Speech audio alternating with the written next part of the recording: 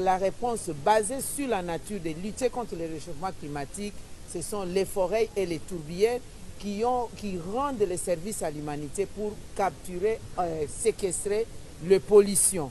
Et il est inconcevable que dans une COP comme celle-ci, qui est la COP de mise en œuvre, qu'on ne puisse pas tenir compte de ces éléments aussi importants.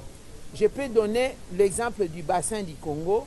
Le bassin du Congo a 2 668 000 hectares de forêts tropicales humides capables d'absorber les pollutions de plus ou moins 3 à 5 ans de pollution mondiale et aussi plus de 20 ans de pollution rien que des États-Unis.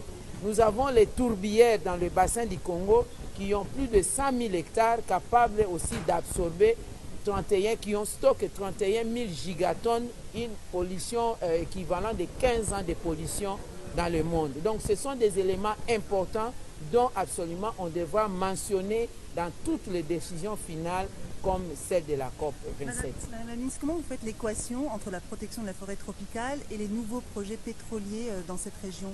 Le vrai problème dont on doit parler ici, c'est la non-mise en œuvre de l'engagement des pays pollueurs de 100 milliards de dollars par an. Ça fait 13 ans aujourd'hui leur contribution pour lutter contre le changement climatique dont ils sont responsables des réchauffements du climat. Le G20 à lui seul est responsable de 80% des pollutions mondiales. Le débat n'est pas de lier la protection de l'environnement à l'exploitation de nos ressources au niveau de l'Afrique. L'Afrique dans son ensemble n'est responsable que de 4% des pollutions. Le vrai débat, c'est l'engagement pris par les pays pollueurs par principe de pollueur-payeur. Il ne faut pas que nous nous transformons en quémandeurs. Ce n'est pas une demande, ce n'est pas un don. Nous quittons l'aide au développement vers un partenariat gagnant-gagnant. Les pollueurs doivent assumer leur responsabilité.